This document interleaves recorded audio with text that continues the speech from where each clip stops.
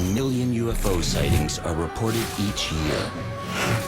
Most can be debunked, but 5% remain unexplained. These are the close encounters.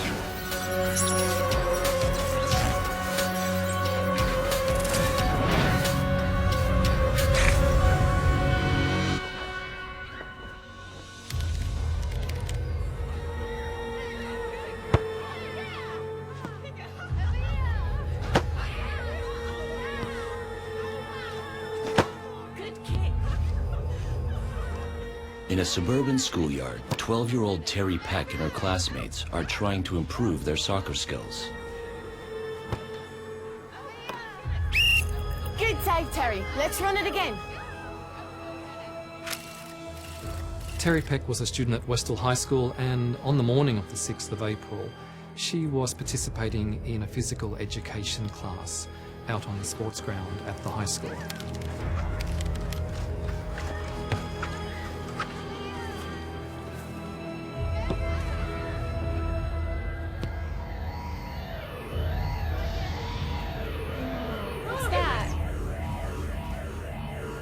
Suddenly, the word got out that there was something in the sky above their heads, and they looked up and saw this unusually shaped object, an object that they'd never seen before. It just almost suddenly appeared out of nowhere. They were very used to seeing light aircraft flying around Westall, and it was something of that order, about the length of an aeroplane, but the shape was nothing like an aeroplane. It looked like a classic flying saucer, described often as a saucer joined together with another saucer at the rims. Given the manner in which it was flying, some of them weren't sure whether it was actually going to land, and if it did come down, what would happen then, what would come out of it.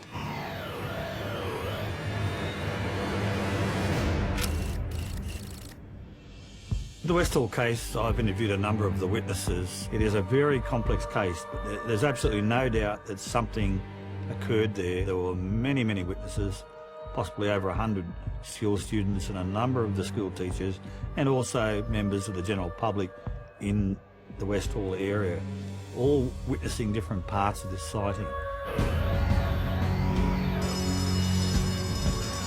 Don't move!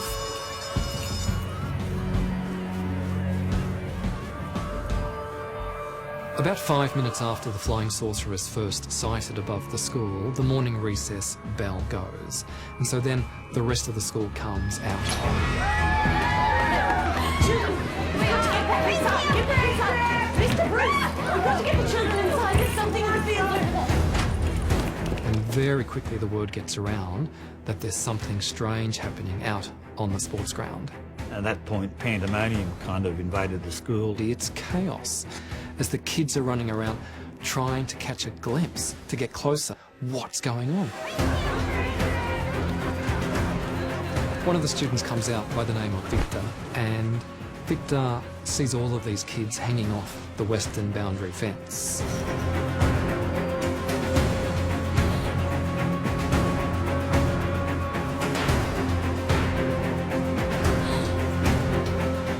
And sure enough, there, over in the paddock, is a flying saucer-shaped object hovering just above the ground.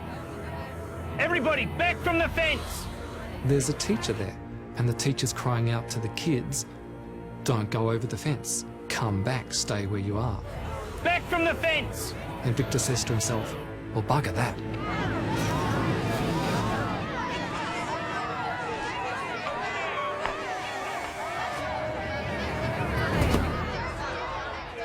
Victor, get back here! Victor! Get back here right now! This isn't funny!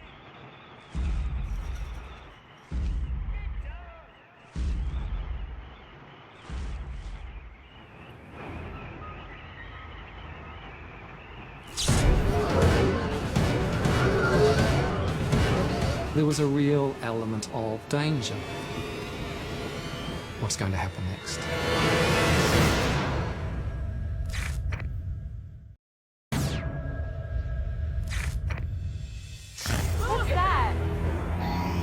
A group of Australian students watch as a flying saucer-like object lands in the middle of their Melbourne schoolyard.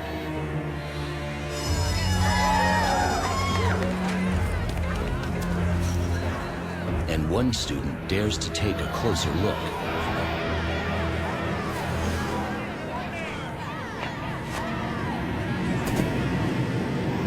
Of all the witnesses that I've talked to with regard to the Westall case, I zeroed in on Victor. His sighting was very much a very close encounter. It took Victor a very long time. In fact, it was several years to confide in me that story. Victor, get back here! Victor, get back here right now! He can still see and hear all of the kids amassed on the fence and can still hear the voice of the teacher crying out to him to come away, to keep back, to come back into the school. But he stays put and walks up closer.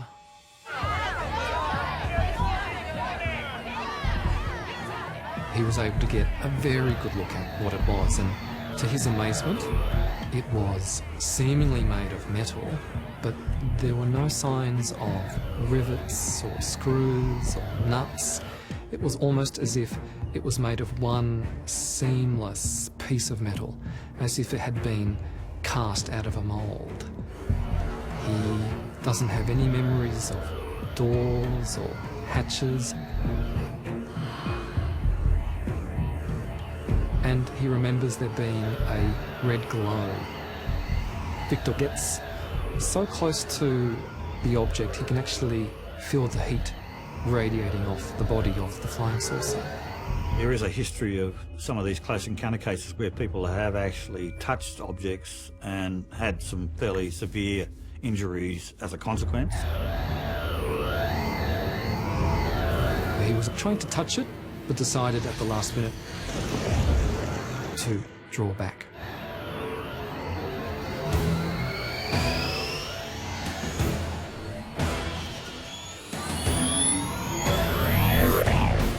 He described it as rising up rapidly and then stopping at a low altitude. As it rose up, he felt no displacement of energy or wind or air pressure. Victor doesn't remember any sound of any substance at all coming from the flying saucer.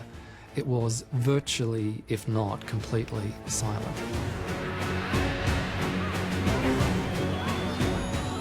Several meters away, Terry Peck is still watching. Terry remembers very clearly that at some point the flying saucer moves away from the school and down to the grove of pine trees. The object appears to be headed for a wooded area at the edge of the school grounds, known as the Grange. All these students go straight to the Grange.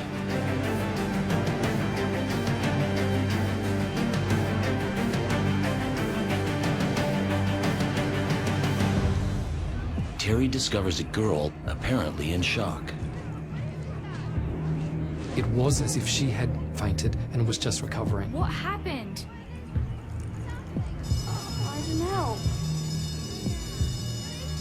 Terry tried to find out what on earth she'd seen. We don't know exactly what happened to this student after that. It was reported that she was so badly affected by what she had experienced that when ambulance was called for her,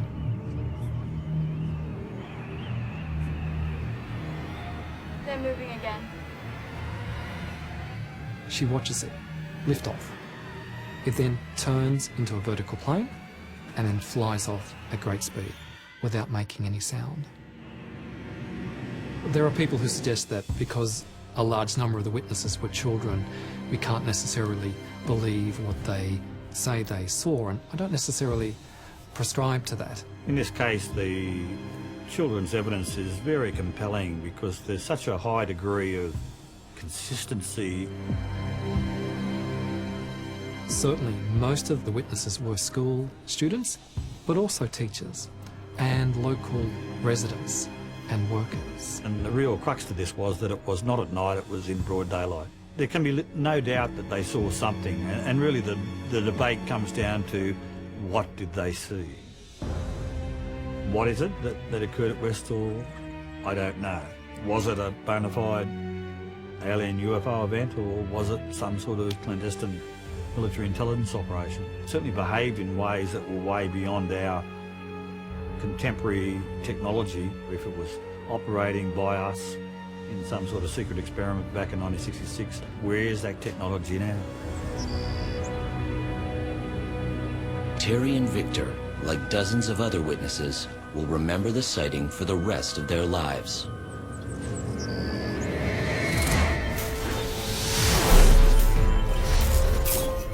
Later the same day, a local newspaper reporter gains access to the Grange, where he photographs unusual circular markings on the ground. The Westall School headmaster, not present at the sighting, discounts the event and warns students to keep away from the media. UFO experts believe the sightings in the schoolyard and at the Grange were witnessed by as many as 300 students, teachers, and local residents. Most maintained their silence until 2005, when a new investigation into the case was opened and media interest was renewed. Almost 40 years after the sighting, some 90 witnesses reunite and swear once again they saw a flying saucer that day.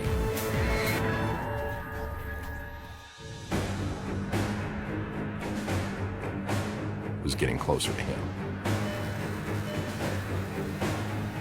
An airplane can't slow down that rapidly.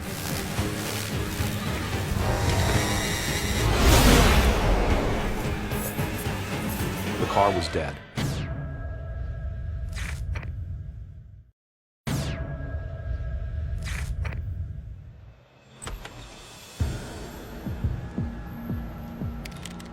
Your shift over, John? Thank goodness. Good night. Have a good one.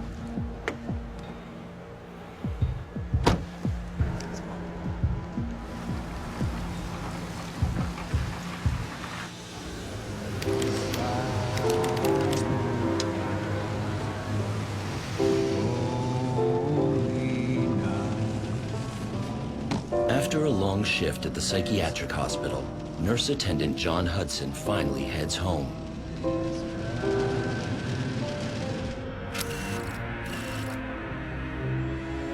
I personally interviewed John Hudson. We were able to verify his employment at a local hospital, and he was employed in a position of high credibility. He was playing Christmas music real loud on the radio, kicking back and enjoying the ride home. And it's about a 15-minute drive home. You have one new voice message. Hi, honey. Hope you had a good day. I just wanted to give you a heads up. The roads were really slippery when I came home tonight, so drive carefully, okay? Love you. Bye. The route home is a windy country road with rolling hills, fairly desolate. Slight rain tonight, with temperatures expected to reach a low of 37, but it will warm up in the afternoon with a high of 48. An extra up to 3 and And as he came over one of the hills, he noticed a light in the sky.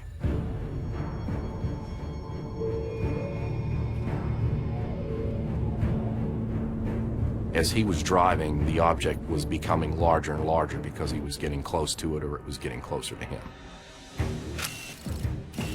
It appeared to be a light off in the distance, like you normally see an aircraft light. The light seemed to be moving at a fairly rapid speed. He was very curious. He pulled off the side of the road and stopped.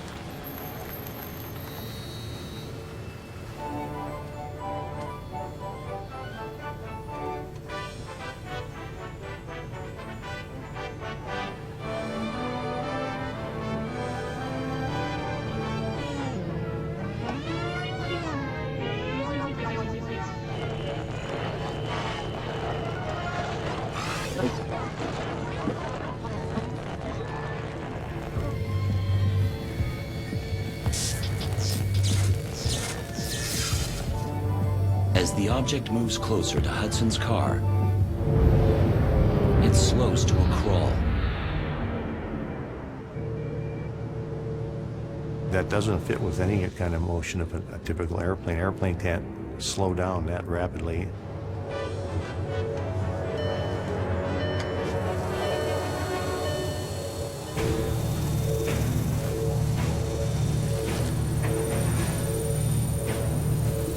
approximately 200 feet in size, cigar-shaped. At the bottom of whatever this was, it was long, rectangular, almost like a fan blade.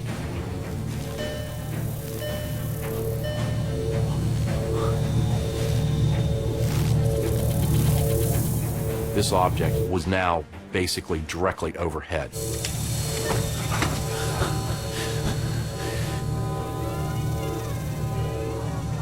And I think at that point, he went from a state of curiosity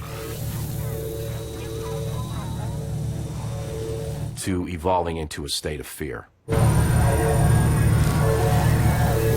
John doesn't think he's dealing with something that has come of this earth.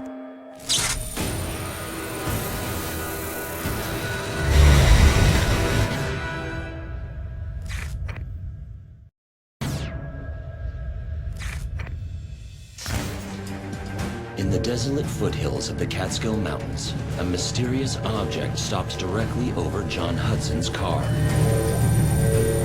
It was over the vehicle and it was just rotating.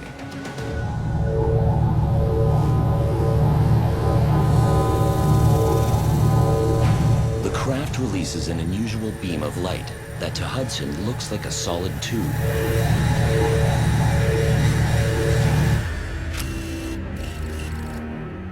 Solid light is a light that behaves as a tube that doesn't diverge or fan out, but that's not something that we've been able to develop to any great degree at this stage. It's like stopping in midair. In natural laws of physics, we can't stop light in the midair. To stop light physically is literally impossible. The closest approximation would be a laser light that doesn't diverge. We're a long way off trying to emulate that effect.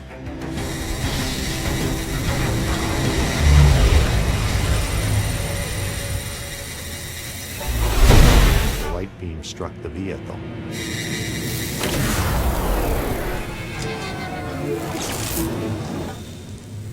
Solid light beam cases seem to involve interacting with our own light systems as well and affecting those in quite unusual ways.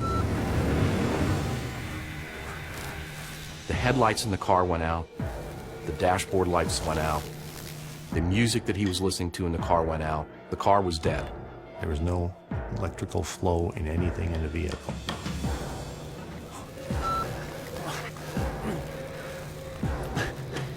The cell phone was dead.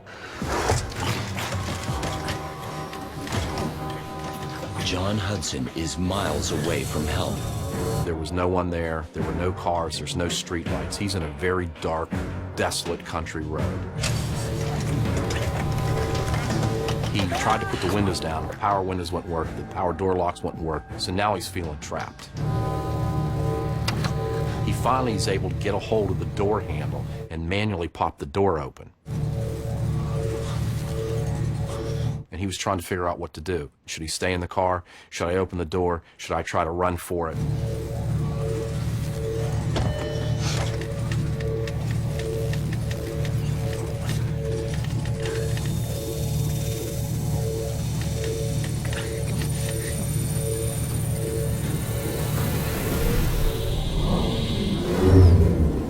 The strange tube of light suddenly pulls back. The lights on the object went out.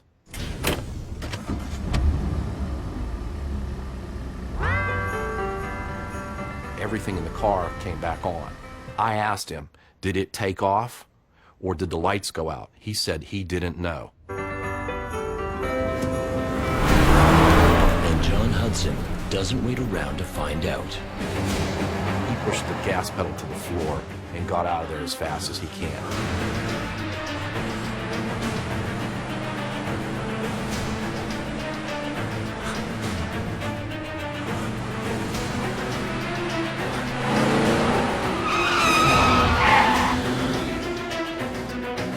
He ran every stoplight and stop sign between that location and his home.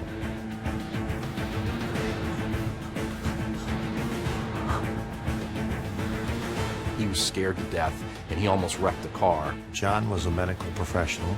Most hospital individuals pay attention to details. Well, we have a situation here where somebody's describing something that happened to him, And I don't one moment think anything John said is untrue.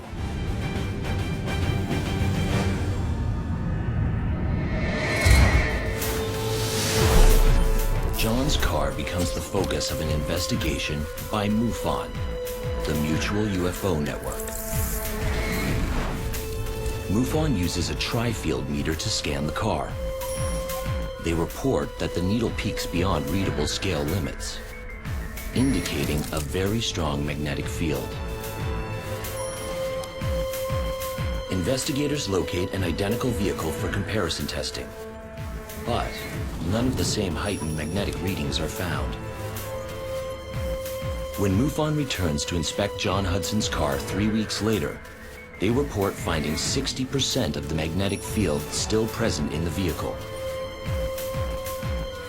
Investigators interview a New York State trooper who was assigned to patrol the area where the incident occurred.